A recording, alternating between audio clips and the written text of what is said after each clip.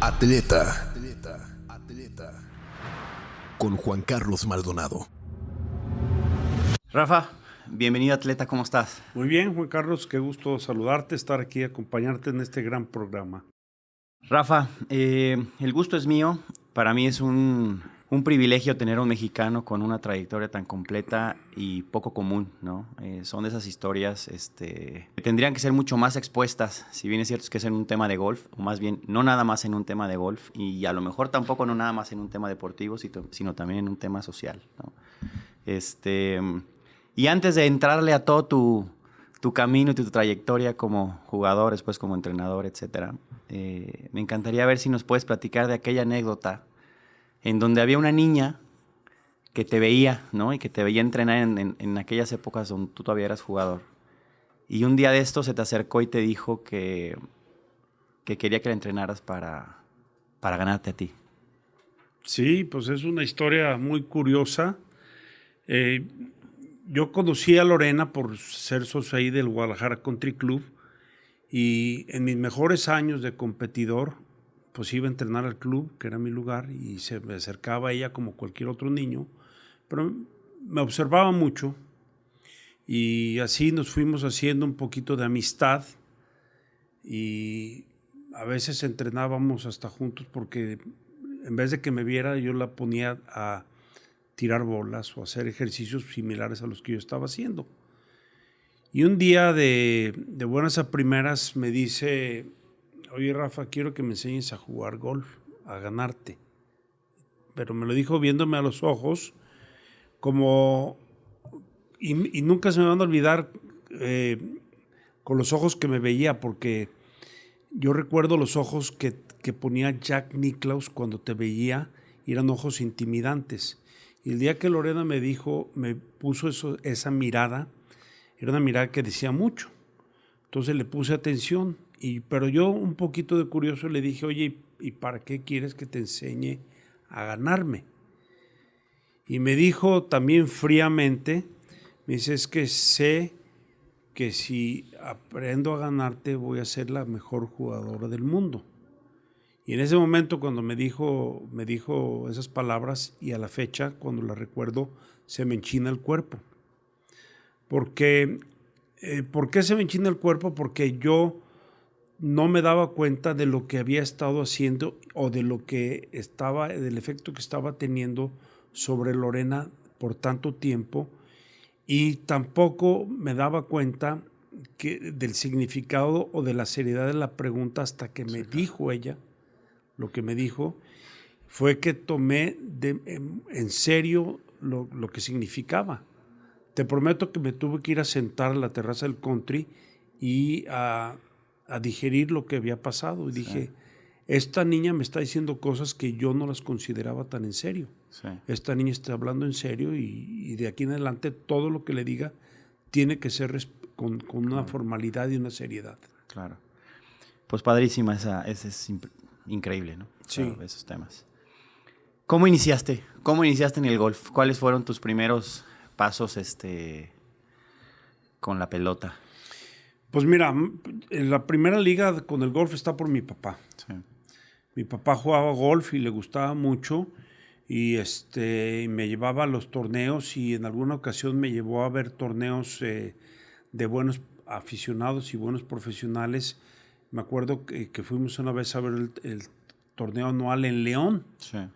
Y porque jugaba Juan Antonio Estrada, jugaba Ernesto Pérez Acosta, jugaba Víctor Regalado, que pues, ahorita son mucho mayores, pero fuimos a ver la final y él me invitó a verlo. Yo apenas estaba medio identificándome con el golf, pero me gustó muchísimo verlos, y entonces regresé y me empecé a meter más a un programa de golf con José González La Zorra, en el Guadalajara Country Club, clases los sábados, que era el único día que se daban clases. Y entonces allí empecé a conocer otros amigos del Country Club, hicimos muy buen ambiente. Jaime Diaca, Antonio Escobar, Raúl González, gente que nos empezamos a identificar, empezamos a hacer grupo de golf, porque la verdad para engancharte en el golf tienes que hacer muy buen ambiente y muy buen ambiente grupal. Sí. Pero esos fueron mis primeras... Tus primeros pasos. Sí. Empezaste antes de adentrarnos un poquito más en la parte antes o previa de que te vas a college a Oklahoma. Este proceso previo, ¿cómo fue? O sea, empezaste, digo, obviamente esta etapa que nos platicas, pero luego empiezas a jugar, supongo, torneos, y empiezas a sentirlo como algo... Empieza la transición entre el tema de recreación y empieza un poquito la cabeza a darte hilo, pues, ¿no? Sí. Yo lo puedo identificar más o menos de esta forma. Mira, empecé sin saber a dónde iba. Sí. Empecé porque era otro deporte más que iba a ser, ya sea fútbol, ya sea frontenis, jugué un poquito de béisbol por mi abuelo, pero a la hora que empecé a jugar golf y me gustó por ser deporte individual, empecé a ir a practicar más, pero iba nomás porque sí. Y un día ya jugaba más o menos bien, pero no teníamos competencias, no existían las competencias de niños entonces. Sí. Nos invitaron a jugar un torneo que se llamaba Norte-Sur en Monterrey. Invitaron a Jaime Diaque y a mí. Yo tenía 9 años o 10 años. Sí. Y pues nuestros papás dijeron que sí nos dejaban ir. Y nos fuimos en camión, 12 horas en camión, como se hacía antes. Llegamos allá, él y yo solos. Yo tenía 10 años, yo creo, y él tenía 13. Llegamos allá, jugamos un torneo que yo no sabía ni... Realmente era mi segundo torneo que iba a jugar en mi vida. Sí. Y jugué, pues, mi nivel y quedé en segundo lugar. Entonces, dije, esto está padre. Sí. Y ahí vamos de regreso a Guadalajara y nos dicen que en 2 semanas, José González nos dice que hay el campeonato nacional infantil juvenil que se jugaba en México, en el Club de Golf Chapultepec. Y pues pedimos permiso y que sí nos dejan irnos y nos vamos en tren. También Jaime Diaque y yo, que éramos los únicos 2 que competíamos en ese entonces. Y llegamos a México y también nos la pasamos padrísimo y ese torneo lo gano a los 10 años. Entonces ganarlo me dio pues como mucha satisfacción y mucho así como me picó pues. Sí, claro. Entonces fue cuando decidí explorar un poco más y seguir creciendo. Y después, previo a irte, ¿hubo más torneos? O sea, empezaste a jugar, a lo mejor, independientemente de que eran amateurs, empezar a jugar a la competencia mucho más Jugué infantil, juvenil. Estoy hablando que esto fue cuando tenía 10, 11 años. Entonces jugué infantil y juvenil hasta los 13, 14 años. Continué jugando juvenil, pero a los 14 años, 15 años, ya mi nivel de juego había mejorado tanto para jugar en la categoría campeonato. Okay. Entonces ya podía competir en torneos de índole amateur nacional. Empecé a competir también con algunos éxitos. Gané el Nacional de Aficionados, torneo Interclub, torneos importantes aquí en México. Sí. También a los 13, 14 años tuve la oportunidad de irme a jugar torneos juveniles a Estados Unidos. Okay. El primero fue uno en San Diego, que hoy se conoce como el Toyota Junior World, una cosa así. Sí. Que es un torneo muy grande, le llaman mundial, pero es de índole mundial. Sí. Entonces jugué ahí en la categoría 12, 13 años, en una ocasión luego la 14, 15. Entonces empecé a jugar también torneos en verano fuera de México. Entonces mi juego creció pues muy bien a base de hacerme competitivo y de ir aprendiendo a viajar, y en aquellos entonces viajábamos solos. Sí, claro, y acostumbrarte un poquito a la dinámica de empezar a competir con gente, no nada más los de tu club, ¿no? Sino empezar como a abrir el panorama y empezar a acostumbrarte a ese tema, sí, ¿no? Estoy hablando estamos hablando de años de principios de los 70s. Sí. Ni había comunicación ni nada. La invitación al torneo ese que íbamos a San Diego, iba con una carta, y en una carta venían unas instrucciones, como quien dice, ábrase en caso de emergencia. De verdad. Porque yo no las podía leer en inglés la carta, y venía con una moneda de un dime. Okay. Ese quería decir que lo echaras a un teléfono y marcaras un número y te iban a contestar para resolverte dónde estabas. Bueno. Entonces fíjate cómo han cambiado las cosas. Nunca se me va a olvidar esa carta con un dime pegado. Increíble, ¿no? Entonces empecé a competir por todos lados del mundo, de Estados Unidos y aquí en México, y eso me fue llevando y acercando a que me conocieran en las universidades de Estados Unidos. Sí. Principalmente porque jugué un torneo en Oklahoma, un juvenil muy importante y quedé en semifinales. Y luego nos invitaron a jugar un torneo de índole colegial en Monterrey, haciendo equipo juvenil aquí en México. Sí. Y ahí las universidades nos empezaron a descubrir a los que nos empezamos a ir a Estados Unidos. Empezaron a exponer, ¿no? Sí. O sea, básicamente yo te diría, te voy a dar un dato muy interesante. Cuando yo me fui a estudiar a Estados Unidos, antes que yo había habido 3 mexicanos, Juan Antonio Estrada, Hanky Sterling y alguien más, Roberto Halpern, creo. Y yo cuando fui éramos 3 mexicanos en un programa colegial. Hoy hay más de 200 mexicanos en programas de golf en Estados Unidos, sí, en colegial. Y el deporte, en este caso el golf, a comparación de algunos otros, lo que te permiten es como tener muy clara, entre comillas, la ruta, ¿no? O sea, porque finalmente el nivel de college, en este caso el NCAA, pues es un nivel altísimo, ¿no? Sí. Y permite de alguna manera cruzar ese proceso de los estudios, que es un tema sumamente relevante e importante, y después continuar en dado caso de que así lo quieras. Tú tenías muy clara la ruta, independientemente de que ibas abriendo brecha, porque al final del día, pues como tú lo platicas, ibas experimentando, pues ahora sí que en tierra de nadie, ¿no? Sí. Mira, honestamente, yo no sabía dónde me llevaban los bastones. Okay. Yo sabía que lo que me gustaba era jugar bien golf. Okay. Y como cada vez me llevaban a mejores lugares, más me entusiasmaba por mejorar. Ahora, has dicho una cosa importantísima para el desarrollo.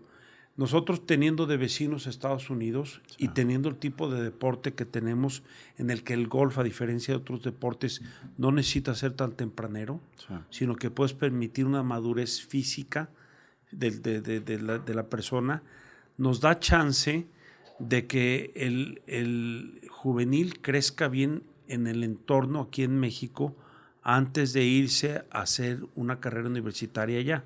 Por lo menos ya pasó la preadolescencia, adolescencia en un entorno del que nos gusta, y luego puede ser perfectamente bien una carrera entrando a Estados Unidos. Por eso es tan exitoso hoy en México, porque tenemos al mejor aliado. Sí, claro. Entonces aquí en México estamos haciendo muy buen trabajo en desarrollar el golf juvenil infantil, y tenemos un socio que se lo está llevando, sí, claro, becados, ¿no?, a desarrollarlos allá. Entonces tenemos una fórmula preciosísima y estamos creciendo súper bien en ese sentido. Sí, qué maravilla. Entras entonces en Oklahoma, ¿no? Y empiezas y continúas con este proceso pues de competencia, independientemente a la parte de educación, ¿no? Pero empieza la parte esta de competencia y eres bicampeón, ¿no? Sí. Con Oklahoma. ¿Cómo fue tu experiencia durante ese periodo de tiempo en college? ¿Y qué aprendizajes te dejó? Fíjate que fue tal vez la experiencia más dura, más dolorosa y de mayor enseñanza. Y te voy a explicar los pasos de una forma cortita. Llegando yo allá, hablaba muy poco inglés. Sí. Me voy en 1976, 10 días después de la primera devaluación del peso de 2.50 a 23. Mi padre trabajador, pero con 10 hijos. Entonces, ya había logrado yo entrar a una de las mejores universidades, Oklahoma State, pero no con beca completa, con una parte de beca. Entonces, mi papá tenía que pagar el 80% de los estudios. Y ahora, ¿cómo le hacemos con esto? Entonces, pues, sin hablar inglés bien, en un entorno completamente diferente, de una familia de 10 hermanos a un pueblo de soledad, sí, Stillwater, 25,000 habitantes y otros 20,000 estudiantes, pues es un cambio radical donde tienes que aprender todo, la buena o la mala. Entonces tuve dos momentos muy difíciles. Primero, el invierno. Segundo, tener que pasar los exámenes de inglés del primer semestre, que antes no tenía que hacer el TOEFL. Bueno, sí, hice el TOEFL, sí, no lo pasé, pero ya me metí en un examen que me permitían hacer. Tuve que ir 10 horas diarias por 4 semanas hasta que lo pasé. Pero termina el semestre, me regreso a Guadalajara y cuando me voy en enero me cambian de dormitorio y me ponen con un roommate de béisbol. Okay. Y valga la expresión, como le decimos aquí a ellos, un redneck. Sí. Valga la expresión, porque Sí, ellos sí, también sí. nos llaman de otra forma. Claro. Y no hablaban nada de español y no le interesaba nada de nada y era un cuate dificilón. Entonces yo la pasé muy mal el primer semestre, de tal forma que empecé a encontrar cualquier excusa para regresarme. Y la encontré. Dije, no, esto no es para mí. Y le hablé a mi papá y le dije, oye papá, fíjate que ya pensé bien y yo creo que estar acá no es lo mío y me quiero regresar a Guadalajara. Mi papá, está bien. Empieza a dar las gracias, dile al coach que te vas a regresar, y etcétera, etcétera, y cuando termines de hacer todo eso, me dices qué vas a hacer acá. Y entonces le dije, no, pues voy a meterme a hacer esto. Pues, no me entendiste el verbo. ¿Qué vas a hacer cuando llegues acá? ¿Qué vas a hacer como persona? ¿Qué vas a hacer? Del verbo ser, no hacer. Sí. Entonces le dije, pues no entendí la pregunta. Dice, entiende la pregunta y luego me hablas. Entonces, efectivamente tuve que entender qué quería decir mi papá. Sí. Y lo que me estaba diciendo que si iba a ser una persona rajona o una persona luchona.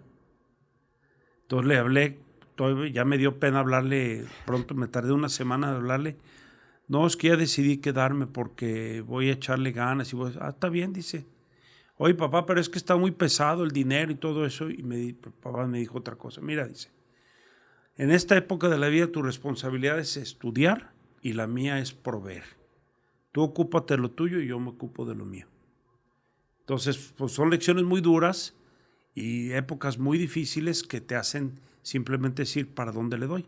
Claro. Entonces, esas palabras y esas frases cortas me enseñaron a darle duro para adelante ante las peores de las adversidades, sí, claro, porque en la época moderna ya no las conocemos. Sí. ¿Sí?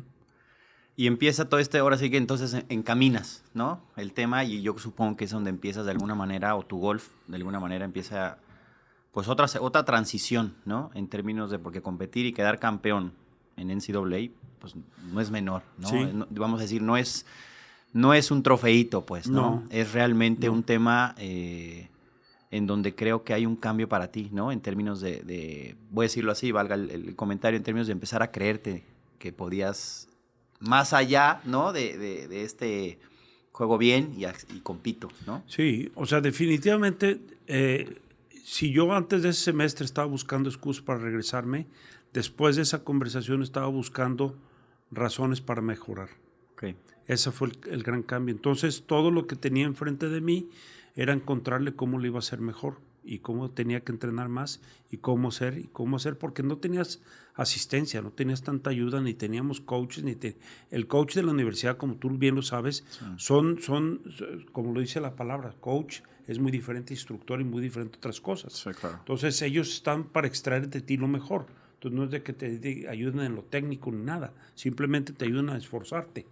Entonces yo empecé a trabajar mejor, empecé a hacer las cosas más por mí, empecé a identificarme otra vez con el deporte y empecé a crecer y a mejorar y a mejorar y a mejorar. Y la verdad es que mi carrera colegial, y si tú estudias los 3 años completos y 3 años y medio completos que jugué, tenemos el mejor récord en la historia de un equipo de golf de todas las universidades de todo Estados Unidos.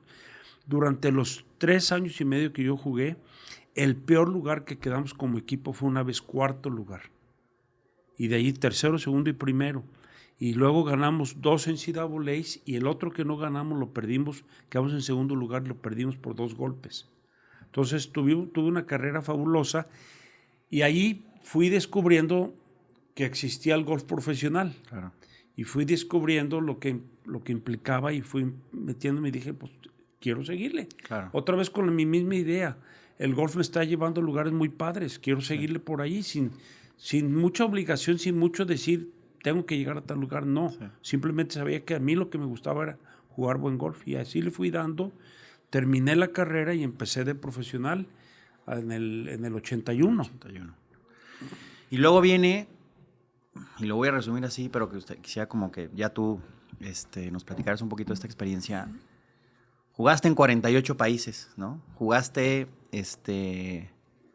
prácticamente en todos los tours, ¿no? En Europa, en Asia, en Canadá, porque es un tour aparte. La parte, obviamente, en el tour mexicano y latinoamericano, ¿no? Pero llega ya en ese momento, el tema del PGA, ¿no? Juegas 4 US Opens, ya te di un resumen de tu carrera en términos de lo profesional.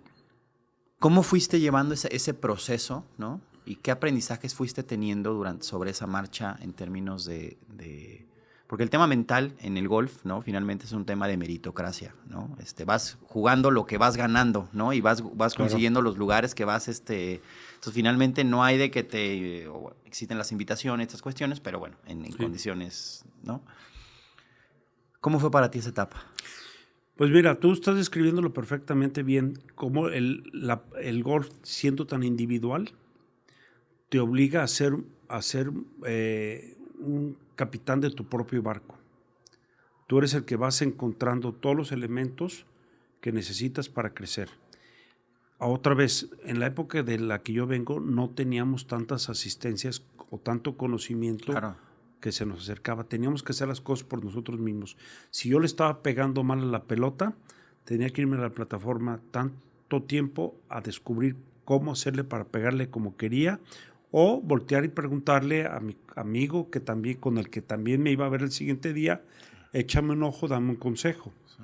Podía ser Lee Treviño, podía ser Bob Tway, o podía ser Fred Capos, o podía ser el que sea, y así nos hacíamos. Por eso el golf es tan bonito, porque nació siendo muy competitivo, pero es más fraternidad.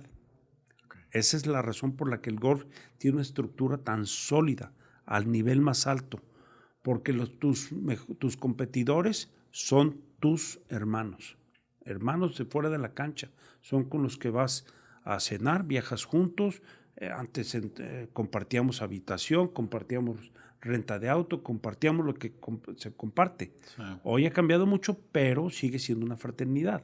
Entonces, lo que vas haciendo es que al final del día vas a llegar donde quieres ser dependiendo de tu tenacidad, dependiendo qué tan dispuesto estás a hacer lo que tienes que hacer, qué tan dispuesto estés a levantarte a las 5 de la mañana para estar entrenando a las 7 de la mañana, qué tan dispuesto estás a dejar de ir a una fiesta, a una ceremonia. Los dichosos sacrificios, ¿no? Poniéndolo como... Pues es que es sacrificio si lo ves como que te vas a perder. Claro. Pues tienes que dejar de hacer cosas. Claro. En toda excelencia tienes que dejar de hacer otras cosas porque las excelencias implican mucho tiempo dirigido a esos temas, ¿sí?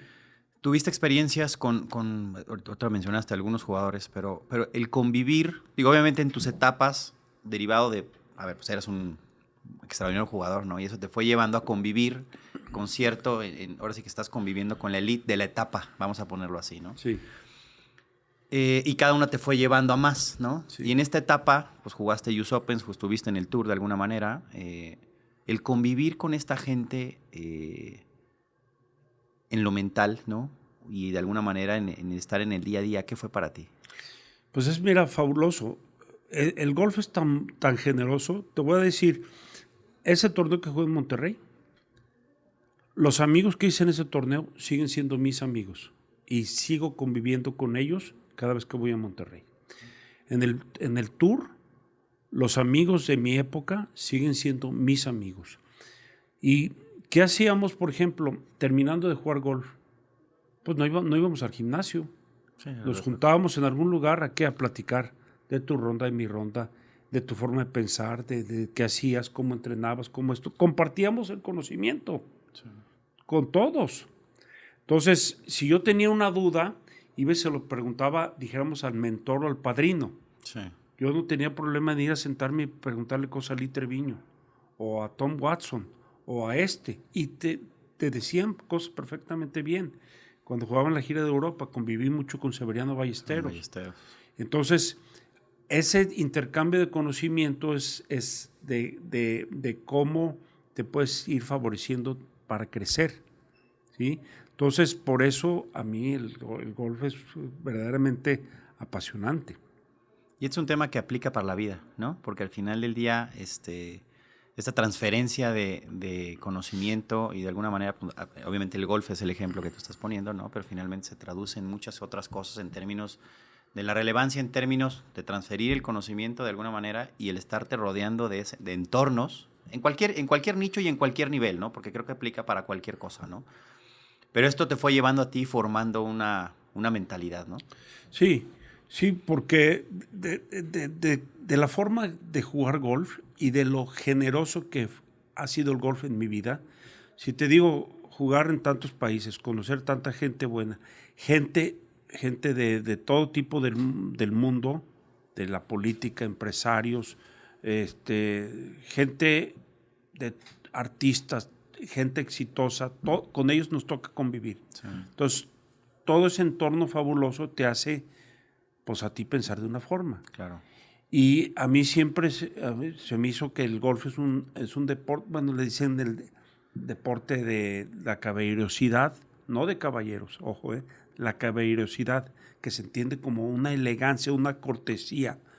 Y luego es un deporte de honestidad, es de fraternidad. Entonces, todas esas cosas son humanas. Sí. Entonces, quiere decir que para ser exitoso en el golf y en otras cosas, hay que intercalar mucho esa forma de pensar en lo general de la vida. Y a mí me encanta tratar de utilizar esos términos que llevo del golf a todo lo que hago en la vida. Sí. En ese momento, tu entorno, porque finalmente pues ibas contracorriente, ¿no? Porque finalmente, y incluso en la actualidad, ¿no? Los atletas finalmente pues, son los raros, ¿no? Porque finalmente vas en contra de muchas cosas, ¿no? Y en aquellos ayeres, pues peor, ¿no? ¿Tu entorno cómo te cobijaba? ¿Cómo era eso para ti? ¿O cómo fue esa experiencia tuya? Mira, yo era un bicho raro en el entorno general, sí. Pero tenía un núcleo que era mi porra favorita, que era mi familia. Sí. Mis hermanos siempre fueron, y mis papás fueron una porra, una gran porra. Siempre apoyándome tremendamente, porque no siempre eran momentos buenos, claro, sino los momentos malos siempre me respetaban, siempre me ayudaban. Entonces, mi entorno chiquito fue muy fuerte. En el entorno grande era un bicho raro. ¿Qué está haciendo este cuate jugando un deporte que nadie conoce a nivel profesional y piensa comer de ese deporte? Claro. Con el tiempo y con los éxitos te vas dando a conocer. Pero en aquel entonces las cosas son muy diferentes. Por ejemplo, el primer torneo internacional que gané, que fue el Abierto de la India, 1984, yo gané un domingo. La noticia se supo aquí un miércoles después. Increíble. Entonces, pues, porque ni había forma de comunicarse. Yo no me pude comunicar a mi casa el domingo, porque estaba en un hotel y las comunicaciones eran difíciles. Sí. Y el costo de las comunicaciones era carísimo. Una locura, ¿no? Una locura. Yo, por ejemplo, decía, cuando andaba de novio con Adriana, le hablaba de Inglaterra para acá, y una llamada de 12 minutos me costaba lo mismo que pagaba por una noche de hotel. Increíble. Esa es la referencia. Increíble. Entonces, pues no, si estás, cada ahorro que te hagas es un ingreso que tienes, entonces tienes que estar cuidando muchísimo el dinero. Sí. Entonces, esa es la transformación que he ido teniendo. Pero entonces el entorno fue creciendo y obvio es que el desarrollo personal, los éxitos y los triunfos se van dando a conocer más. Sí. Y no cabe duda que después viene una época que detona con con la llegada de Lorena Ochoa, pasaron dos fenómenos. Uno, el cambio a la vida digital, sí, que llevó al mismo tiempo, la incursión de medios de comunicación a este entorno del golf, y entonces eso generó una explosión de muchas coincidencias, y ahora estamos en un mundo muy diferente a lo que uno vivió. Después, bueno, tienes toda esta época, ganas 40, 50 títulos a nivel profesional, ¿no? O sea, tienes una carrera de un jugador bueno, ¿no? Vamos a llamarlo así, ¿no? Eras un buen jugador de golf. Sí, ¿no? Claro. Llega este momento en donde, aun cuando estás digamos, en el mix, ¿no? Jugando, tienes que tomar la decisión de parar, ¿no? Sí. Como jugador profesional, independientemente de que después seguiste jugando a nivel profesional. Pero digamos como una profesión dedicada solamente a eso, ¿no? Sí. Son 2 preguntas las que te voy a hacer. Una es, ¿por qué paraste? ¿Y qué crees que te faltó? Mira, las preguntas se me hacen buenísimas y sobre todo a lo mejor parecerían difíciles de contestar, pero te voy a decir, la primera es ¿por qué paré de jugar golf competitivo internacionalmente? Por esa parte humana. Yo me casé en el 83. Dejé de jugar internacionalmente en el PGA Tour en el 97. Tengo una preciosa familia. Tengo una esposa, tenemos 3 hijos y mis hijos empezaron a viajar conmigo cuando podían. Iban y venían, ¿sí? O yo venía aquí a visitar. Teníamos unas reglas de familia. Yo no me podía ir más de 2 semanas sin regresar. Okay. Entonces, pues, a veces, cuando están los niños chiquitos, aguantan verte 2 semanas, no verte 2 semanas.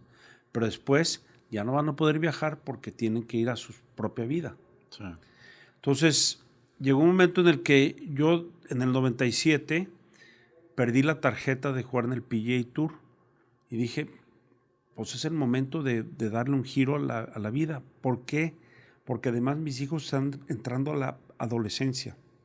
Y yo pensé que en la adolescencia era más importante la presencia del papá en casa que seguir viajando. Sí, sí. Entonces, dejé de jugar principalmente para regresar a casa y ser papá en casa.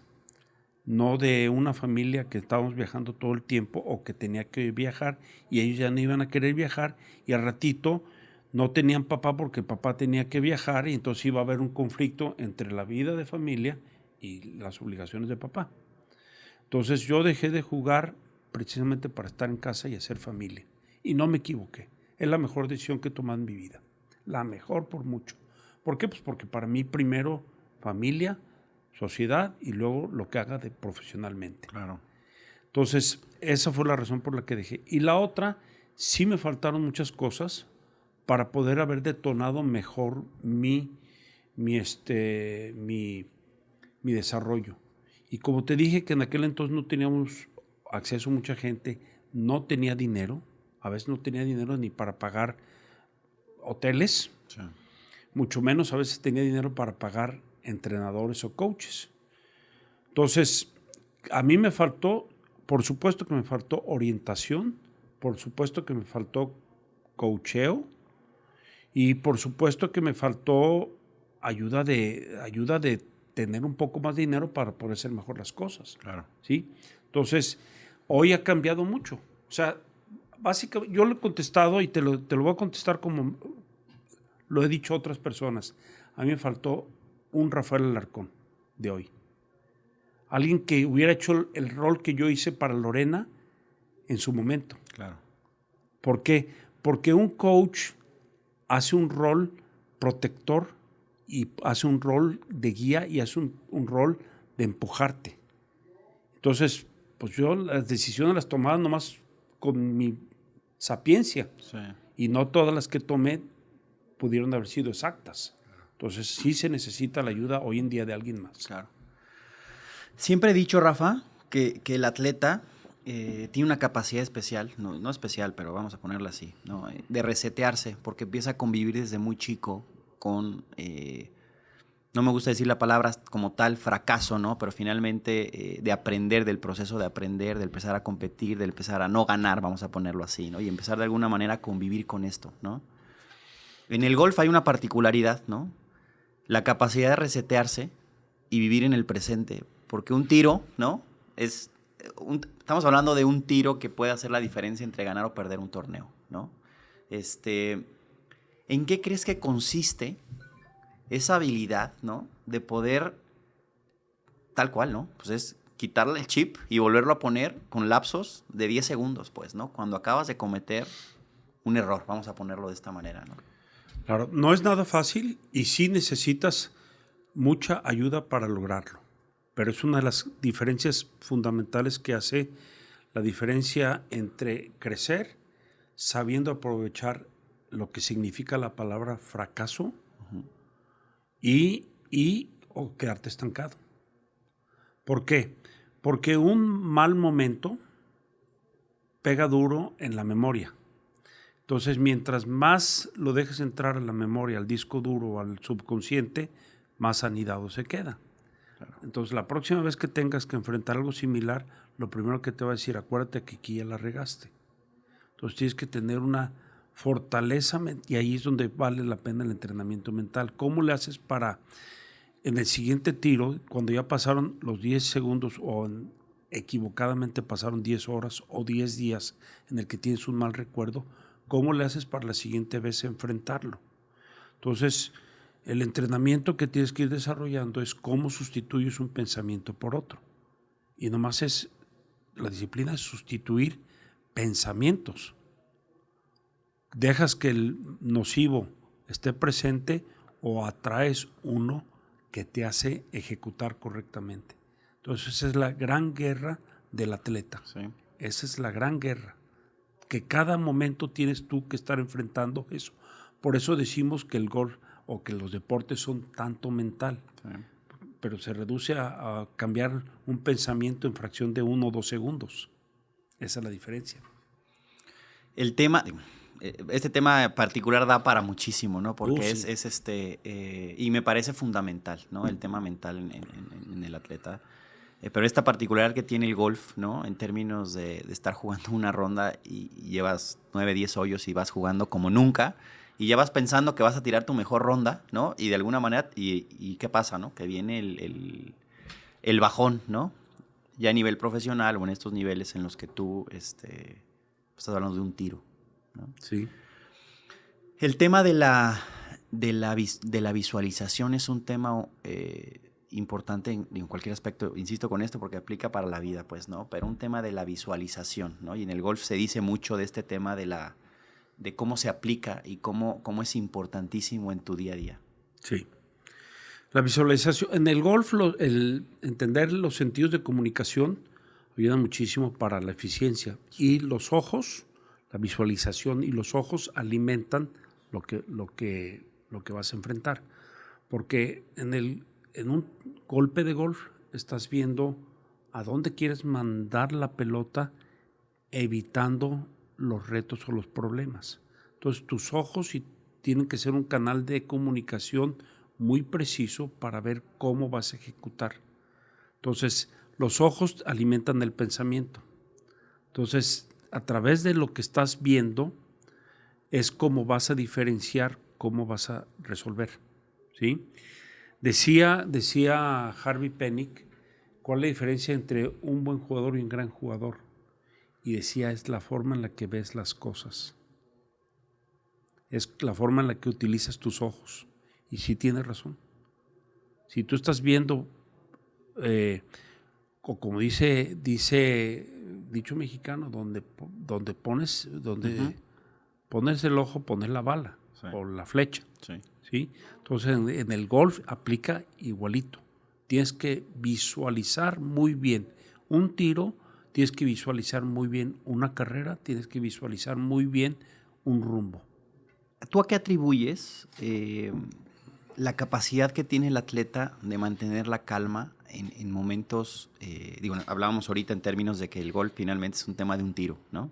Sí. ¿A qué atribuyes esa capacidad que tiene el atleta de bajar la pulsación, ¿no? De bajar la ansiedad, de bajar pues todo lo que implica para poder ejecutar de la manera como se debe? Al pensamiento de seguridad en el control. Tú estás más confiado en el momento que controlas lo que has entrenado. Si tienes, y esa es la fase final de cualquier proceso. Cuando jugamos golf y le preguntas a alguien ¿en qué te puedo ayudar? Quiero tener control. ¿Sí? Y el control no llega hasta que no tienes el entrenamiento suficiente para decir, esto lo domino. Sí. Y eso lo dominas a través de dos formas. En el entrenamiento físico pero más en el entrenamiento mental. ¿Cómo en el entrenamiento mental? Cuando durante todo el entrenamiento estás poniéndole más atención a los tiros que haces bien y con éxito que a los malos y fallados. Sí. Entonces, en el golf hay muchísima diferencia en cómo puedes crecer. Voy a dar un ejemplo.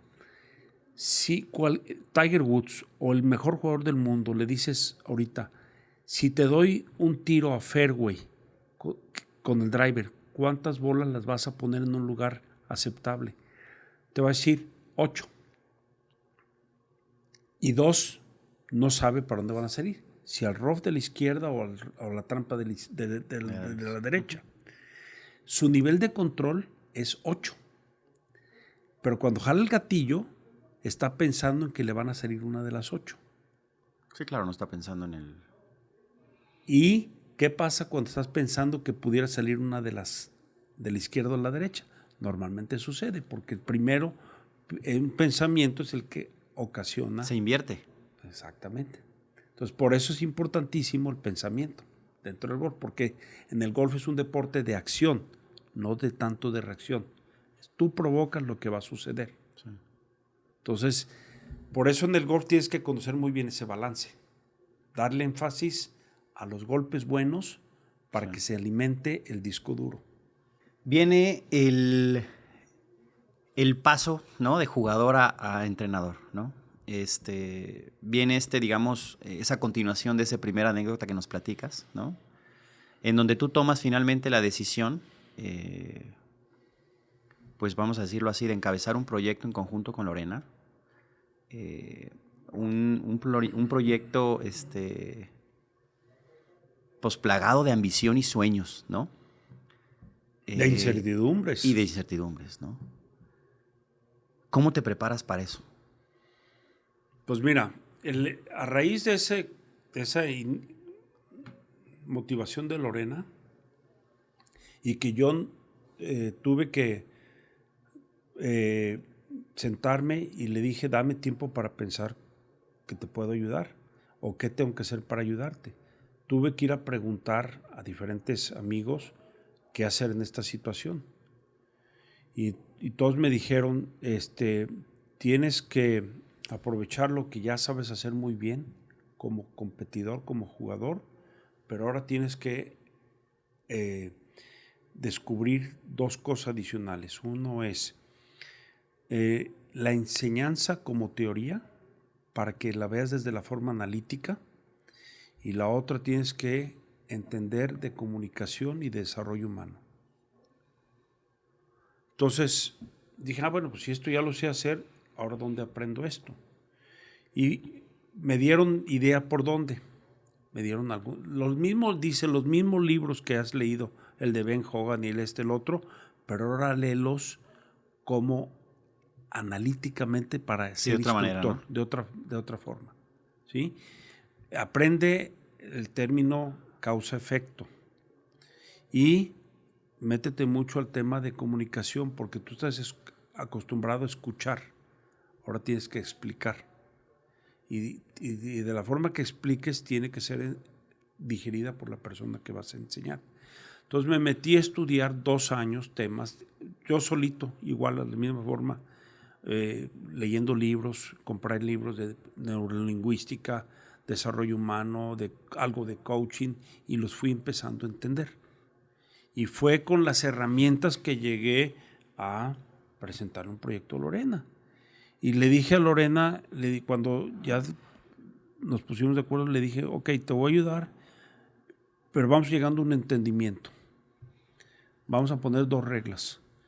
La primera regla es que si tú crees que no te estoy ayudando lo suficiente para ir a donde vas a ir, me tienes que decir, hasta aquí llegamos. O esto no está funcionando, para que me des la oportunidad de ver si necesito pedir más ayuda yo. ¿Sí? Me dijo, ok, va. Trato hecho. Y la segunda, le dije, si yo creo que no te estoy ayudando, permíteme dejarte ir. Salirme del proyecto, porque no te voy a frenar. pero yo también tengo que tener mi punto de vista. Y ese fue el único arreglo que tuvimos Lorena y yo. Lo único que dijimos, eso fue. Y solamente en una ocasión tuvimos que recurrir a alguien más que nos ayudara a resolver un tema particular. En el momento que arrancas, ¿no? Que arranca, digamos, el proyecto, ¿no? Y ahorita me platicarás de la evolución del proyecto ya, digamos, ejecutándose, ¿no? Y vuelvo a preguntar esto porque me parece un tema fundamental. Uno, que se entienda, ¿no? Del impacto tanto positivo como negativo y que tiene que ver con el entorno. Vuelvo a preguntarte lo mismo que tú viviste, ¿no? Pero en este caso, pues ya tenías tu entorno y tenías ahora un entorno de alguna manera extra, puedes decir, ¿no? Que era tu compañera, tu equipo, pues, ¿no? ¿Qué importancia tiene en este sentido el equipo? ¿Y cómo fue ese equipo? Fue un proceso todo nuevo, pero empieza uno a tener que tomar decisiones. Gracias a Dios yo tenía una cercanía con la familia. Y entonces lo primero que hicimos fue sentarnos a platicar, papás, hermanos, Lorena y yo, a imaginarnos y si las cosas salen bien, ¿qué va a pasar? Entonces, ¿cuál va a ser el rol que vamos a jugar cada quien y cómo se van a manejar las cosas? Entonces, el primer entendimiento fue el rol de la familia. Entonces, a partir de ahí, pues ya todo el mundo sabíamos qué le correspondía hacer cada quien. Y empieza esa idea, pues eventualmente va a derramar, porque el hermano va a platicar con el primo los papás con los tíos y todo el mundo va a empezar a derramar la misma idea. Y el otro es los amigos también. Y con los amigos también platicamos. Hay que hacer las cosas de esta forma. Entonces se hizo un núcleo otra vez muy bonito, que a lo mejor naturalmente yo lo repliqué en lo que había vivido en mi familia. Okay. Con 10 hermanos, que me echaban porras todos, pues repliqué el modelo para hacerlo. Entonces lo primero que sí sé que se hizo muy bien con Lorena fue un círculo íntimo muy fuerte. Quienes trabajaban, la familia, quienes eran el hermano que trabajaba en la parte comercial y yo, y manejábamos entendiendo lo que Lorena había querido para su proyecto. Y Lorena ella nos dijo claramente, mi proyecto es deportivo. Entonces, en orden de importancia, le voy a dar prioridad a mi familia, a mi sociedad y al deporte, ¿sí? Pero no lo voy a hacer comercial, que es muy diferente. Sí, claro. Cuando lo haces comercial, tienes que sacrificar cosas en algún lugar. Claro. Entonces, todo lo hicimos en balance a lo que Lorena puso en la mesa. Entonces, en la agenda del año la llevábamos desde lo deportivo. Si Lorena quería tiempo de familia, quería tiempo de esto, pero todo estaba organizado desde lo deportivo. ¿Sí? La evolución del proyecto, ¿no? Porque todo empieza en una idea o en un sueño, ¿no? En un montón de cosas que rodean y que impulsan un proyecto de esta característica que hoy finalmente pues, es un proyecto exitosísimo, ¿no? Sí. ¿Cómo se encamina un camino como este, ahora sí como dicen, hasta el número 1 del mundo? ¿Cómo se encamina? Mira, como cosa muy padre, ya sabíamos a dónde quería ir Lorena. Sí. Estaba el objetivo marcado, ¿no? Sí. Bueno, marcado por ella desde lo que tenía 12, 13 años, pero luego reafirmado en su rueda de prensa inicial. ¿Después de llegar de college? Sí, después de college, cuando se hizo profesional, en la rueda de prensa le hicieron 2 preguntas. ¿Cuáles son tus metas? Y ella dijo, llegar a ser número 1 del mundo y la 2, jugar máximo 10 años. Quienes estuvieron en la rueda de prensa no le creyeron ni la primera y menos a la segunda. Sí. O sea, nadie creyó que iba a llegar a ser número 1 y menos creyeron que iba a cumplir de jugar 10 años. Entonces, yo sabiendo que la meta está muy clara y la meta no es del coach, es del atleta. Entonces Lorena quería llegar a ser número 1 del mundo. Hicimos primero un plan de tener muy buenos fundamentos técnicos para poderle pegar a la bola tan bien como iba a necesitar en todo tipo de golpes, de subida, de bajada, contra el viento, con spin, sin spin, más alta, todo eso. Lo segundo es que la mente estuviera suficientemente fuerte para enfrentar el momento, y si llega a ser número 1 del mundo, ¿qué? ¿Cómo le haces para preparar?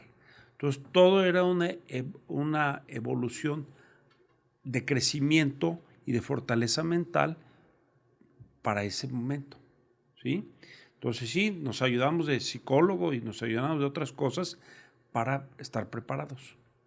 Mi imaginación, es imposible decir cuándo va a ser número 1 del mundo. Sí, claro. Es más, es imposible decir si vas a llegar, imposible. Era de que si las cosas salían preciosísimamente bien, Lorena iba a andar ganando, empezando a ganar torneos para el segundo año, y luego, dependiendo del impacto que tuviera el primer triunfo, al tercer año, sí, otro triunfo, a lo mejor, y así. Y las cosas se fueron dando normalísimas. Su primer torneo lo ganó el segundo año. Y luego empezó a crecer un poquito más y, sí, luego por ahí perdió un torneo que tenía chance de ganarlo, y eso ayudó muchísimo, sí, a entenderle cómo estar mejor para la siguiente vez. Y de repente, hacia el principio del tercer año, ¡pum!, se empieza a detonar, ganar y luego otro, sí, y luego ganar y ganar. Entonces el crecimiento de repente se fue para arriba rapidísimo. Y empezó a ser claramente la siguiente jugadora dominante. Ese proceso de adaptación, ¿no? Porque finalmente primero llegas, independientemente de que tengas esos objetivos, ¿no? Que finalmente pues es tirar a lo más alto. Te vas adaptando conforme vas avanzando, ¿no? Y vas de alguna manera creyendo que sí puedes, pues que sí lo vas logrando y que sí lo empiezas a sentir cerquita, ¿no? Y en algunos otros casos pasa a ser un tema de transición de lo amateur a lo profesional, poniéndolo en escala, ¿no? Pero en este caso es de empezar en esos primeros logros pequeños, que primero es entrar en el field, ¿no? Y luego es pasar el corte, y luego es empezar a evolucionar en dónde estás quedando, y luego empezar a ganar. Y no nada más es eso, ¿no? Después es empezar de alguna manera a ganar consistentemente y empezar de alguna manera a llegar al objetivo, ¿no? Sí. Es todo un proceso de cómo vas aprovechando las experiencias, tanto, como dije, fracasos, sí, como triunfo. Pero yo, sin duda, el que te enseña más es el triunfo. ¿Por qué? Porque quieres triunfar. Si te enseñara más el fracaso, pues hay que fracasar todo el santo día. Entonces el fracaso tiene una enseñanza, pero tiene que ser rápido para que elimines la parte mala del fracaso. ¿Qué aprendí de lo que hice mal? Rápidamente. No te puedes tardar mucho. Pero cuando triunfas, tienes que saber decir, hice todo esto bien. Esto es lo que tengo que replicar. Esto es a lo que le tengo que poner atención. Cuando estaba en el hoyo 14, que iba a tomar esta decisión, esto es lo que vi y me funcionó muy bien. Sí. Cuando estaba en tal tiro, en tal situación y estaba esto, decidí no ir a la bandera. Me funcionó perfectamente bien. En este momento que sabía que estaba así, decidí ir a la bandera y me funcionó. Entonces, el triunfo te enseña más. Estamos acostumbrados a pensar al revés. Sí.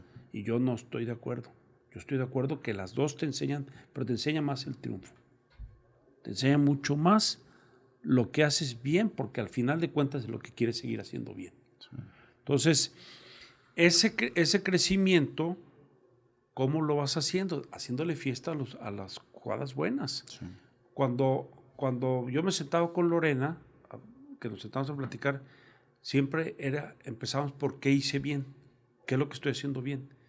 Entonces te puedes pasar en una plática de 2 horas, hablas 1 hora y media de todo lo que hiciste bien y ya dejas nomás 15 minutos para lo que hice mal y que tengo que trabajar para corregir inmediatamente. El aprendizaje finalmente de la parte mala, ¿no? Porque finalmente eso es lo que va sumando en la vida, modificación, ¿no? Sí. De qué estoy haciendo mal para convertirlo en bien. ¿Cómo conviertes algo que estás haciendo mal? ¿Cómo lo conviertes? ¿Cómo dejas de hacer algo que estás haciendo mal? haciéndolo bien. Entonces, al final de cuentas tienes que saber cómo hacerlo bien para... Y tocando este tema, me gustaría, en el tema, por ejemplo, de este US Open, ¿no? En ese momento de los 8 golpes en el hoyo 18, ¿no? Sí. Un ejemplo de lo que estás platicando ahorita, ¿no? Totalmente. Como entrenador, porque finalmente me encantaría, de ese momento complicado, después de que tuvieron la oportunidad de sentarse en un US Open, porque finalmente no era cualquier cosa, finalmente era un tema importante y un momento importante, ¿no? ¿Qué platicaron? ¿Y tú cómo preparaste esa plática y cómo de alguna manera sales de esa situación? Ahorita lo dejaste muy claro en términos de cómo, pero ese momento, ¿cómo fue? Durísimo. Y sí fue el momento más difícil en la carrera de Lorena. Pero te voy a decir cómo lo tratamos. Primero, yo no pude hablar con Lorena ese día porque estaba devastada. ¿Sí? Sí. Cuando pude hablar el siguiente día, lo primero que le dije, ¿cómo te sientes? ¿Cómo estás? Y ella sabía que significaba exprésate. Y entonces la expresión de que estoy así, pero voy a estar bien. Pero esto, voy a estar bien. ¿Sí? Y entonces ya cuando regresa y empezamos a sentarnos, el voy a estar bien no estaba bien. Entonces va pasando el tiempecito y esto fue en agosto. Y entonces estamos entrando en septiembre y traemos todavía el problema. Entonces un día, curiosamente, todos los expertos y todo el mundo que opina sabe la razón por la que falló. Todo el mundo sabe por qué falló. Y recibimos un mensaje muy capcioso del mejor coach del momento, que era Butch Harmon, que dijo, yo sé cómo resolver el problema que tiene Lorena. Vengan acá, yo les ayudo, yo se lo resuelvo, incluso que venga Rafael, etcétera, etcétera. Y entonces, en la discusión que tenemos Lorena, si ir o no ir, estamos ahí en donde entrenamos en el country, le digo, a ver Lorena, sí vamos, si es necesario, sí vamos, pues es lo que nuestra regla, no tenemos problema, pero ¿qué le vamos a platicar? Si no hemos descubierto de dónde viene este problema. Le dije, vamos repasando todo lo que pasó en ese momento. Entonces ya empieza a describirme lo que pasó desde que terminó el hoyo 17, sí, cuando va al 18, y entonces ya seguíamos platicando y yo me quedé con una inquietud de su plática, porque uno tiene que ser analítico, ¿te acuerdas? Y entonces de repente me doy cuenta que me dijo que había volteado a ver las banderas y que esto, lo otro, y la hice repasar el proceso desde que iba caminando, lo que hicieron sus ojos, lo que hizo esto y lo que hizo lo otro. Y ya llegamos a un momento en el que le toca pegar y la selección del bastón, que ella en ese proceso inconscientemente pensaba que tenía que pegar unas 5 de madera porque el viento había volteado a favor. Sí. Y todos los días había pegado 3 de madera porque el viento era un poquito en contra. Uh-huh. Entonces, a la hora que va con su caddy a decirle ¿qué opinas? Y el caddy toma el bastón y le pone la 3 de madera, la toma así con mucha seguridad y le da la 3 de madera. Entonces Lorena hace su rutina y se acuerda de que había visto las banderas aire a favor. Y luego también se acuerda, dice, mi caddy ha ganado 2 US Open. Él está muy seguro que es la 3 de madera. Y jala el gatillo pensando las banderas, pensando el caddy, sí, y no pensando en qué hacer para pegarle la madera 3 o no madera 3. Entonces, inconscientemente, ella piensa que tiene que pegar una 3 de madera muy suave y habiendo esperado 15 minutos, está un poquito fría, hace un swing espantoso, pega el peor tiro de la historia del golf o de Lorena en su carrera, la topea al agua y termina siendo 8. Pero cuando analizamos todo esto, nos dimos cuenta que el movimiento del caddy de tocar el bastón y darle la 3 de madera fue el que detonó la inseguridad en Lorena. Porque el caddy como entrenamiento no podía tocar un bastón. Podía contestar las preguntas que le decía, como se les decía, la tenía que contestar en la forma, porque es la ciencia de la comunicación, ¿sí? Entonces, el caddy nunca contestó como le preguntó Lorena. Y lo que descubrimos de todo esto, pero déjame decirte antes de que te diga que descubrimos, a la hora que repasamos y que el detonante del error había sido el movimiento del caddy, Lorena voltea y dice, fue mi error haber caído en la trampa de que el caddy agarró el bastón y no cuestionarlo. Dice, se acabó el problema. Fue mi irresponsabilidad. Palabras textuales. Fue mi irresponsabilidad no haberlo cuestionado. Dice, ya se acabó el problema. Y se acabó. Olvídate Butch Harmon, olvídate todo. Sí. Se acabó el problema. Pero ahora a mí me tocaba descubrir, pues porque el caddy agarró el bastón, si estaba entrenado para nunca hacer eso, porque con el caddy tienes que tener una coordinación extraordinaria. Y confesó que estaba más nervioso que Lorena. Entonces, lo que descubrimos es que, así como tú cuando estás viendo estás nervioso, la familia está nervioso, el caddy está nervioso, y cada quien trae su propio torneo. Sí. Entonces, fue una lección, de allí salió que el caddy había hecho lo mismo en otro torneo que había perdido Lorena. Okay. Entonces Lorena decidió, pues no podemos trabajar así. Sí. Entonces, a la siguiente temporada cambió de caddy. A ese nivel estás trabajando. Pues estás en un nivel, sí, o sea, de circunstancias y de momentos, ¿no? Ni tuvo problema en admitir que se había equivocado él en haber hecho lo que hizo. Sí. Pero fíjate la perspectiva de las cosas. Lorena dijo, fue mi irresponsabilidad. Sí, asumir, ¿no? Qué impresión. Por eso se acabó el problema. Sí, va en primera persona, ¿no? Temo causa y efecto. Sí. Causa y efecto. ¿Sí?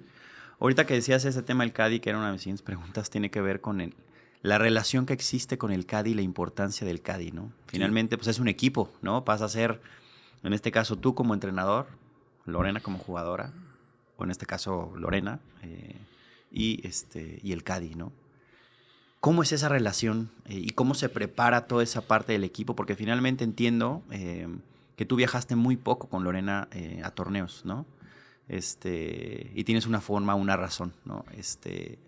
¿Cómo es eso? ¿Cómo se da esa relación? ¿Cómo se prepara? ¿Cómo se comunica? Porque tiene que ver, ahorita tú decías un tema incluso pasa a ser un tema de una insinuación de agarrar un bastón. ¿Sí? ¿Cómo puede cambiar? Es un swing de momento, ¿no? Sí. Mira, el equipo depende de metas claras, de una coordinación y de un entendimiento. ¿Correcto? Sí. Las metas las sabíamos. La coordinación la hacía yo y el entendimiento tenía que haber entendimiento. Entonces a mí me tocaba, uno de los viajes que hacía a final del año era, previo, era con el caddy, teníamos al principio del año un entrenamiento en la pretemporada con el caddy.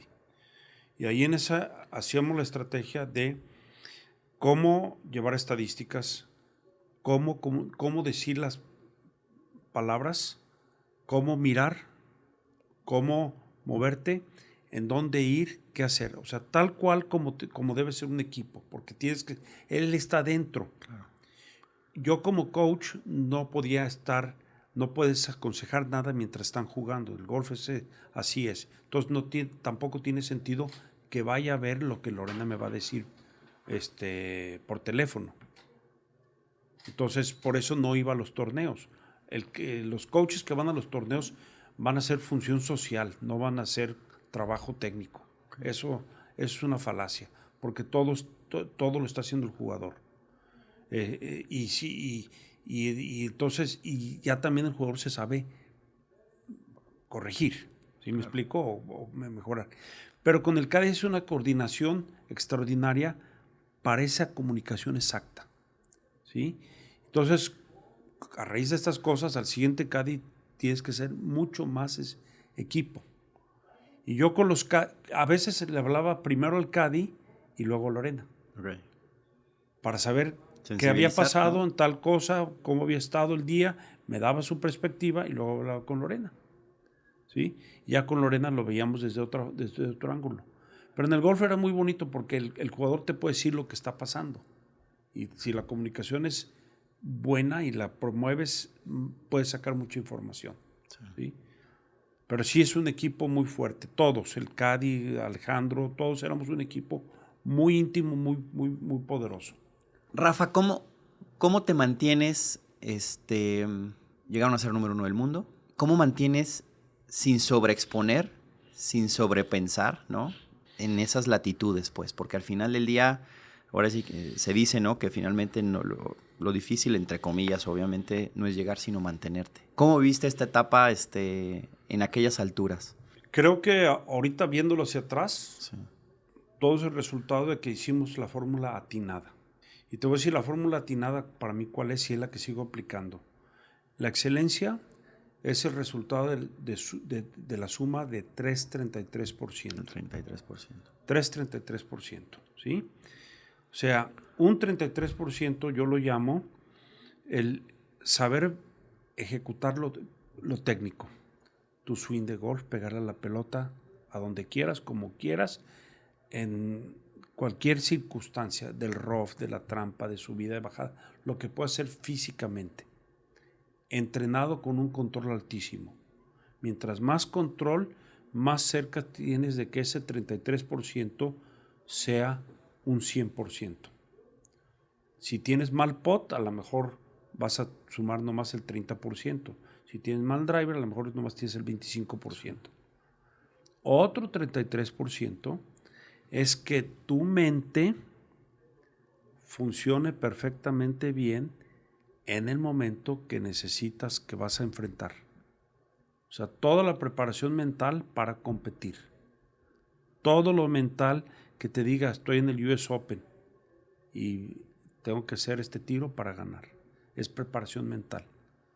Y para mí el otro 33% es lo que haces para afectar lo mental y lo técnico.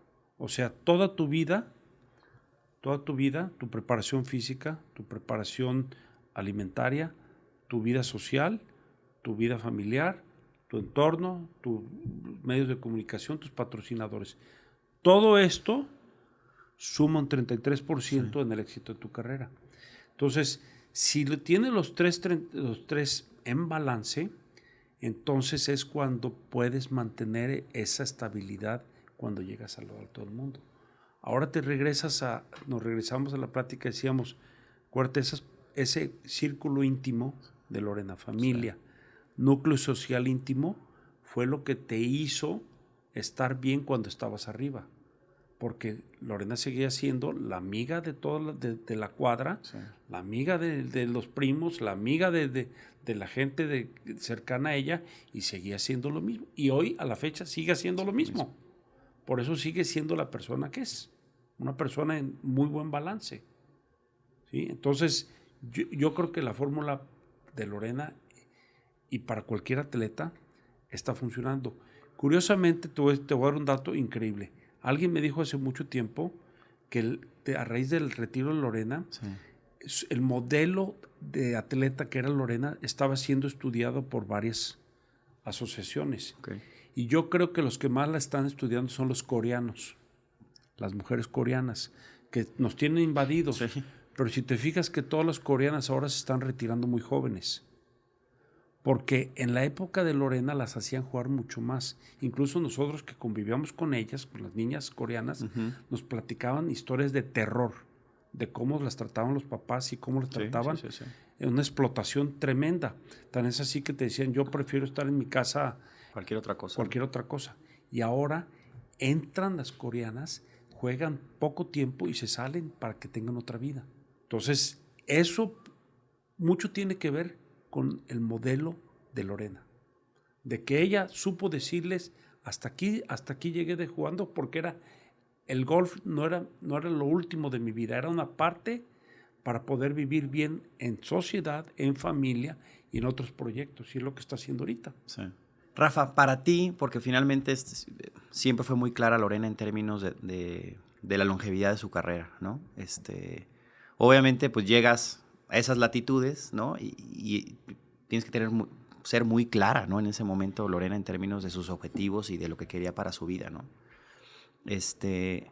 Pero para ti, finalmente, ¿cómo fue esa retirada de Lorena? Sí fue difícil, pero más por el lado de aficionado. De que iba a dejar de ver esa competencia, ese entusiasmo con el que veía los torneos, ¿sí? Por el lado de coach, yo ya sabía que se iba a terminar, y se termina y se iba a terminar, pero pues estábamos entusiasmados todos viendo buen golf de hombres, buen golf de mujeres. Claro. Pues, y con una representante a la vuelta de la esquina, sí, claro. Pues era muy emocionante, porque a mí sí me emociona mucho ver a los atletas mexicanos, me encanta seguirlos donde estén, sí, en donde estén compitiendo. Entonces, sí me dejó un vacío más por el lado de afición. Tienes tú, o has expresado en diversas ocasiones, el término de una metodología de enseñanza, ¿no? Que tiene que ver con un tema de no imposición, de no depender de nada ni de nadie, ¿no? ¿Nos puedes contar un poquito de esto? Sí, por el tipo de deporte, que es que el ejecutor es una persona que va a accionar algo y que sale del pensamiento. Yo creo que ese atleta no debe crear dependencias. Creo que debe tener interdependencias. Tiene que tener acceso a lo que le va a ayudar a realizarse, pero al final de cuentas, mientras más independiente sea dentro de su momento, sí, mejor va a ser. Y hoy en día, con tantas cosas que hay de tecnología, con tantas cosas que hay por todos lados de información, se crean muchas dependencias. Y las muchas dependencias yo no creo que sean tan favorables para un deporte como el golf. ¿Por qué? Porque al ratito los jugadores no saben ni qué hacer, no saben ni pedir un boleto de avión. Sí. Y esa es la realidad. Y dicen, no, pues ¿para qué aprendo si tengo a alguien que lo hace por mí? ¿Sí me explicó? Sí. Entonces, a veces, y sí conozco atletas que han dejado de alcanzar su potencial porque desde chiquitos crearon mayores dependencias de lo que deberían de crear. Entonces, mi fórmula es no dependencias, mucha interdependencia y mucha, como dijo Lorena, esta fue mi irresponsabilidad. Sí. Como yo le hubiera dicho como coach, esta es mi responsabilidad de que no te estoy ayudando bien, ¿sí? Entonces, cuando entiendes ese rol, puedes ser más eficiente en llevar a alguien como es el golf, ¿sí? Entonces, esa es la fórmula que para mí debe funcionar. Por ejemplo, nosotros hoy con tanta tecnología, y en foros así he dicho, y si Lorena hubiera tenido tanta tecnología y TrackMan y tanta cosa que hay fabulosa, es una cosa increíble, es información vista desde numerología o desde donde quieras, hubiera sido mejor. Pues te digo, nadie después de Lorena ha podido superarla. Yo creo que si la tecnología estuviera ayudando tanto, pues ya hubieran roto todos los récords en el periodo de Lorena. Nadie ha estado ni cerca. Ni siquiera han estado cerca del número de días que Lorena duró como número uno del mundo seguidos. Entonces, al final de cuentas, ¿qué te dice eso? Que la tecnología y las herramientas de enseñanza son un medio, pero no un fin. Sí. Entonces, no puedes depender de un TrackMan, no puedes depender de un psicólogo, no puedes depender de un coach, no puedes depender de un nutrólogo, no puedes depender. Tienes que saber utilizar lo que te enseñan para que tú, que dije al principio, te conviertes en buen capitán de tu barco. Sí, claro. Sí, que a través de la experiencia y a través de todo suma de todas las facetas que te pueden estar apoyando, ¿no? Se haga todavía un tema mucho más completo, ¿no? Correcto. Hay un tema que creo que es sumamente importante, y tú en tema de desarrollo de jugadores y en toda esta etapa que has vivido, viviste como jugador, viviste de entrenador de la élite, ¿no? Mundial. Pero también convives con estos procesos de desarrollo de los chavos, chavitos y profesionales, ¿no? Hoy en mi caso, ¿no? Yo viví, afortunadamente, con unos papás, ¿no? Que de alguna manera me dejaron vivir la experiencia, ¿no? No tuve un tema de presiones ni de otras circunstancias que fueran o que me limitaran en su momento, ¿no? Pero yo veía en mi entorno, digamos, no en mi núcleo, pero en mi entorno de mis amigos o gente que yo veía, tanto nacionales como extranjeros, tal cantidad de barbaridades. Hoy lo veo ahora con mis hijos, ahora ya digamos de otra faceta, y yo veo tal cantidad de cosas que yo digo, no puede ser posible que a las edades o a esas edades los papás estemos transmitiendo de manera incorrecta lo que es el deporte, ¿no? Y lo que es a un niño, 5, 6, 7, 8, 10, la edad que sea, finalmente es cómo transmitirle, ¿no? Entonces, la pregunta es, derivado de la desinformación que hay del cómo transmitir y cómo motivar, ¿no? En tu experiencia, ¿o qué mensaje más bien le darías a los papás? Mira, de acuerdo a la fórmula que te di de 3-33%, es esto que estás diciendo pertenece a ese 33% que no le ponemos atención. Sí. El entorno familiar, social, etcétera, etcétera, ¿sí? Ese 33%, mientras más cerca lo hagas de una excelencia, más suma para el otro. Claro. Entonces, como parte de lo que yo hago, y por eso me gusta tanto el tema del desarrollo de juveniles, sí, es porque he aprendido que para ser exitoso con el atleta aquí, tengo que ir a esta parte de acá, de familia, amigos, entorno. ¿Por qué? Porque al final de cuentas todos tienen que entender qué es lo que está haciendo el atleta y cómo ve las cosas. Entonces, yo no voy a educar papás, pero sí le voy a decir qué le conviene hacer para su hijo atleta. Sí le voy a decir, quiero que él sepa qué estoy haciendo yo, quiero que él sepa cómo podría ser mejor, cuál es el rol que juega para que su hijo sea exitoso. También por lo mismo, porque los papás de Lorena fueron exitosísimos en crear hijos exitosos. Porque no nomás fue Lorena la que fue exitosa en golf. Sí. Alejandro, el hermano, sí, fue un gran atleta. Y entonces, ¿qué hacían ellos? Los papás, hazlo. Pero el papá siempre decía, si lo vas a hacer, hazlo bien. Sí. Si no, no vas a ningún lado. Sí. Entonces, eso es lo que tenemos que hacer los papás. ¿Qué somos los papás como los coaches? Somos igualitos. Somos proveedores de herramientas. Sí. ¿Qué herramientas les queremos dar? Con las que aprendan a usar bien las cosas. Sí. ¿Sí? Entonces, en mi forma de pensar, yo tengo que ver con papás, sí. Y si no, tal vez así te digo, hoy en día, si le estoy ayudando a un joven, solamente si tengo acceso a estar con los papás platicando lo que estoy haciendo, le entro, si no, no. Okay. ¿Por qué? Porque pues, ellos tienen un efecto. Hay un triángulo que se llama el triángulo de la comunicación, donde es un triángulo equilátero, donde arriba pones al atleta, abajo al lado derecho pones el entorno familiar y al lado izquierdo el entorno técnico. Y es un triángulo de la comunicación. Sí. Y si tú se lo muestras a los papás, empiezan a funcionar muy bien las cosas, porque ¿qué información tiene que transmitirle la familia al atleta? El soporte, desarrollo humano, social. ¿Qué tiene que subir el coacheo?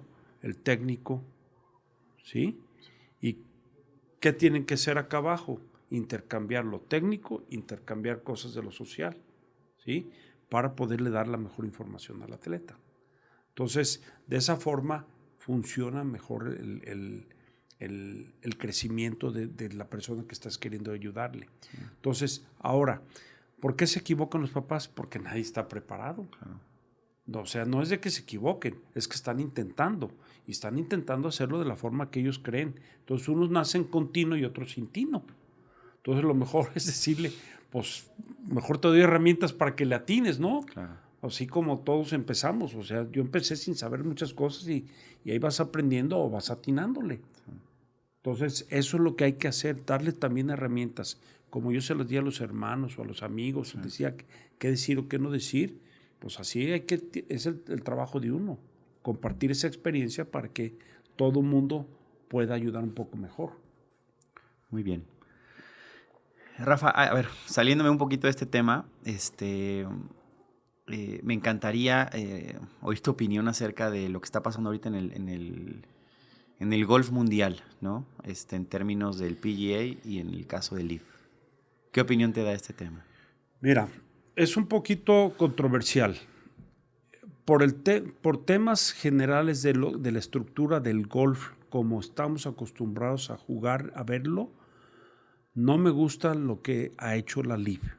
Y quiero ser muy claro en qué sentido. No me gusta porque nos han dividido el show. No me gusta porque estamos acostumbrados a ver en un entorno casi siempre como juegos, hazte cuenta como unos campeonato mundial o un juego olímpico todas las semanas. Sí.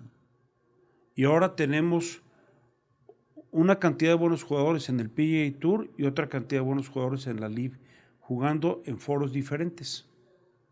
Sí, eventualmente se pueden convertir en dos ligas diferentes, pero ya no los vamos a ver competir tan seguidos juntos. Sí. Eso a mí no me gusta. Ahora, todos los que se han ido a la gira LIV, pues es de aplaudir. Sí. Se han ido por un entorno de unas razones diferentes que son obedecen a una seguridad económica y a una forma que aparentemente dice que va a ser muy bonita. Sí. ¿Sí? Pero mientras no sea muy bonita, no podemos saber hacia dónde van. Sí. Entonces, a mí no me gusta. No es de que yo no estoy no tengo que estar de acuerdo o desacuerdo. Simplemente me duele no ver competir todos los jugadores de la misma forma. Sí. ¿Sí? Si a mí me hubieran dicho en ese entorno, me hubieran hecho un ofrecimiento de la LIV, me voy a la LIV. ¿Sí? Sí, claro. Ahora, lo que hay que distinguir es que no son competencias iguales. No puedes comparar la LIV con las otras giras. ¿Por qué? Primero, porque son 54 hoyos. Segundo, porque estos compiten 48 jugadores, siempre los mismos. Y acá tienes 144. Sí, o sea, es al menos 3 veces más cantidad de jugadores todas las semanas. Y todos los jugadores que están jugando en el PGA Tour tienen nivel para estar en la LIV y todos los de la LIV tienen que estar para acá. Entonces, una de las cosas hermosas del golf medio no la quitó. Pero ahora auguro un gran futuro. Ahorita con las negociaciones que están entrando, yo estoy seguro que se van a entender de alguna forma y en unos años van a estar volviendo a un entorno a lo mejor hasta mejor todavía. ¿Sí? Pero como entraron y estos 2 años para mí no han sido tan positivos. Por ejemplo, es difícil hasta ver un torneo de la LIV. Sí, claro. Es difícil ver a Carlos Ortiz o a Abraham Ancer competir. Pues no, a mí no me gusta eso. Me gustaba prender la tele y verlos y seguirlos en donde estén. Claro. No me gusta ver que están todo el tiempo en el mismo lugar con los mismos jugadores. Y, por ejemplo, Taylor Gooch ganó 4 torneos y ¿de qué significó? Nada. Sí. Ahora, también en el entorno económico, que es una seguridad y es un sueldo, pues yo no sé los contratos como dicen, pero a lo mejor ni significa nada ganar adicional. Sí. Porque a lo mejor ni siquiera ganan ingresos adicionales. Sí. Porque cada quien tiene un contrato privado que lo manejan como ellos quieren. Sí. ¿Sí? Entonces, a mí me gustaría verlos competir como se hacía en un foro. Y si eso implica hacer una nueva liga. Un tour global, ¿no? Un tour global, sí, pero que sea más grande, así como en las condiciones que estamos acostumbrados, yo creo que sería muy positivo. Si me pudieras platicar el impacto del deporte en tu vida. Crecimiento. Me ha dado un crecimiento fabuloso para la persona que soy. Porque el deporte me ha acercado a gente que me ha enseñado a ser lo que soy. las relaciones con las personas, me ha hecho madurar, me ha hecho entender el rol que juego y el impacto que puedo tener en una sociedad. Me ha hecho entender que la excelencia deportiva en la que he estado metido ha tenido un impacto en una sociedad como es México muy grande. Me siento, aunque suene un poquito feo o poco humilde decir que el golf tiene un lugar hoy en México como resultado de las cosas en las que yo estoy involucrado. Sí.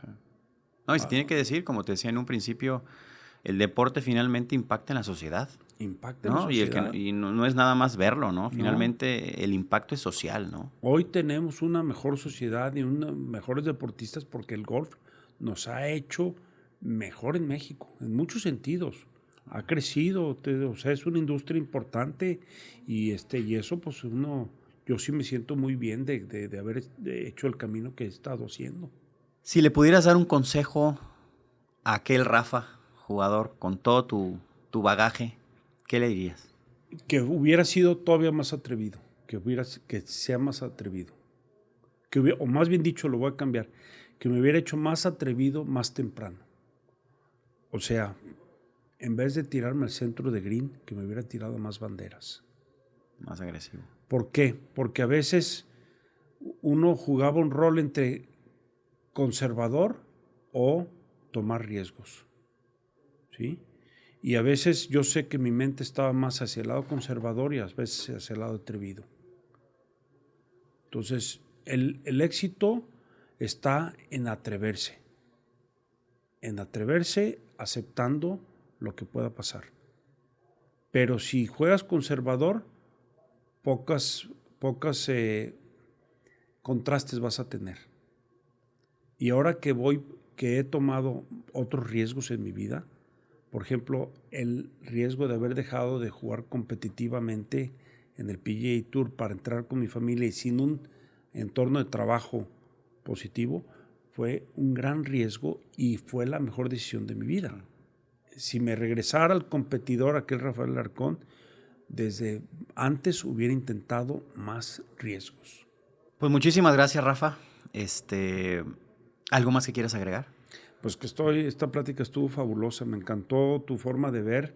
Obvio es que como siendo tú también un atleta, entiendes muy bien cómo pensamos y las similitudes que hay y cómo estas pláticas sin duda enriquecen a quien le pone atención.